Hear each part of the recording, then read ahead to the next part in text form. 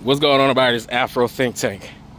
So the Asians are trying to find out how is it that the blacks are getting the supply for the beauty supply stores, right?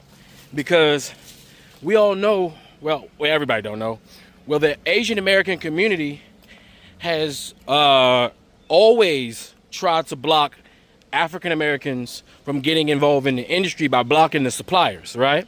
Or not giving us access to the suppliers or information on the suppliers, right? Because so they can keep the business for themselves. Because God forbid, did those Asian people want black people to, participate in the business that they frequent, right? So this was a purposeful, malicious act by all Asian American business owners, right, to block, right, African Americans from getting involved in the business. So this wasn't even a boycott. They were beyond boycotting us. They were stopping us. They were, even though we gave them the opportunity to come and thrive in America, they made sure when they jumped off of our shoulders to go to thrive in America, that they beat us back down so that we couldn't come up too. That is some malicious, nasty ass shit. But here's the thing, and I need you guys to understand. There is a difference between these Asian American businesses and Asian people in Asia, right? You got the Asian people in America, right? They supposedly are the most educated, right? They're the upper class versions, and for all intents and purposes, they are the worst amongst them, right? They're the worst amongst them, right? Vicious, mean, and they're vicious and mean to their own people. They're cutthroat. They don't care. But here's the thing: the Asian people in Asia, right? Even though, we have seen that they do have some level of racism over there, but most of that is just ignorance. It's not choosing to be racist to pick white supremacy. It's just they just never encountered, don't know anything about black people, so they're curious, and sometimes that curiosity looks racist or biased or whatever, right? But usually once they get to know you, once they, you introduced, they love you and they want to, and they're just sharing their culture with you and they're great. So the people in country, the Asian people in country, in Asia are 1,000 times better than any Asian person in America. 1,000 times better, right? Totally different crop of Asians, right? And here's the thing about those Asian people. You see, those Asian people in Asia have no problem supplying black people.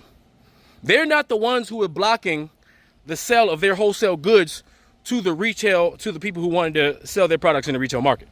So black people were not being stifled by Asian people as a whole in Asia. We were being stifled by those Asian Americans, ungrateful Asian Americans who disrespect us, disenfranchise us, even though they make all of their money off of us, and they wanted to stop us from doing the same thing they did. So they maliciously blocked it. But now, we got stuff like AliExpress. We got other websites that gave all of these Asian suppliers access to us. So now, hell, if you're African American, you can literally just fly to China. You can fly to China and go directly to the supplier.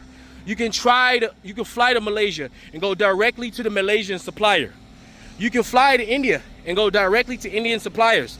And on top of that, Africans, there's the emerging market in Africa of manufacturing products that we use, which, we really should do more than not, right, are starting to come on deck. And now African Americans and Caribbeans and continental Africans in America have an opportunity to utilize African suppliers, right, who have the same goods that are manufacturing and producing these products in order to sell in the American market. So now these Asians who, I swear, that one Asian dude ruined it for everybody because he was talking shit, right? He was talking, you can't do that. You can't talk too much shit, because then it's like, all right, motherfucker. All right, that's a good way to get a black person to stop being complacent. A good way to get a black person to tap into his black excellence is to challenge him. Once you do that, you're gonna activate us. It's like, oh, okay, all right, now it was lighthearted before, but now we serious, right? So now you got Asians, right, walking up into, you're gonna see it, you got Asians walking up to a black beauty supply store, trying to figure out how the hell are these black people getting the products that we work so goddamn hard to stop them from having access to. But because Asian people in Asia have no loyalty to these Asian people in America. They ain't got no loyalty to none of that bullshit these Asian Americans talking about. They see dollars. They like, yes, we have it. We have this quality. We better than them people over there. And yes, come get this. And that's what's happening. right? So now we black people, because I guess maybe they thought we were stupid, they didn't think we was gonna get around it. They didn't think our black women and our black men who desperately wanted to get into these industries because we believe we should be serving ourselves with the products that we use. They didn't think that we had the ability to get around them. They thought I don't know why they think we need it. We don't need nobody. We don't need nobody. And here's the thing, nobody can boycott us. Matter of fact, we welcome the boycott. We wish that you guys would boycott us. It would be nice for a change, for us not being the ones always on stage, always the product, always the one, right? It'd be nice. And y'all can't do it anyway. It'd be impossible for you to boycott. You couldn't boycott black, because once you do that, you take the season out your own food. Nobody wants your shit, right? So it'd be impossible. But even if y'all did, it doesn't matter, because y'all been boycotting us anyway. So we operate under our own power. We need not you, right? And when I say you, I mean you Asian Americans, business owners. We need not you. We'll go to your cousins and them who you abandoned, right? And we go get that shit straight from the manufacturer ourselves. Or we'll find another place around the world where we can get that stuff wholesale and get it manufactured and produced for us.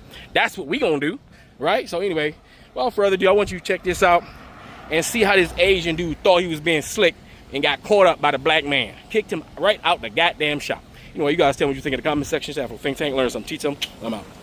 I guess we got them so shook on the wealth transfer that now they're going to black-owned beauty supply stores down in Louisiana trying to find out how in the world are they getting their vendors.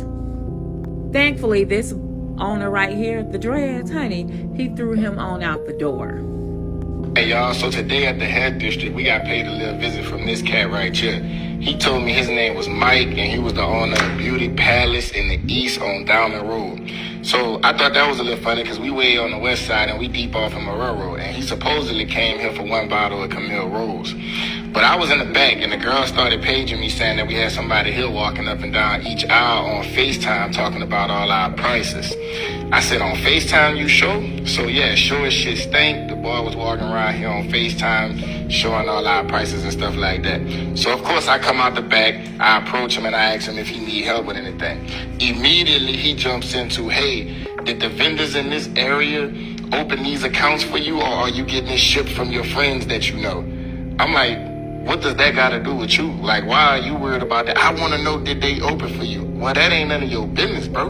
That ain't none of your business. So I politely asked Mr. Mike, hey, bro, come up out of my stuff, get up out of my store, walked him out the door.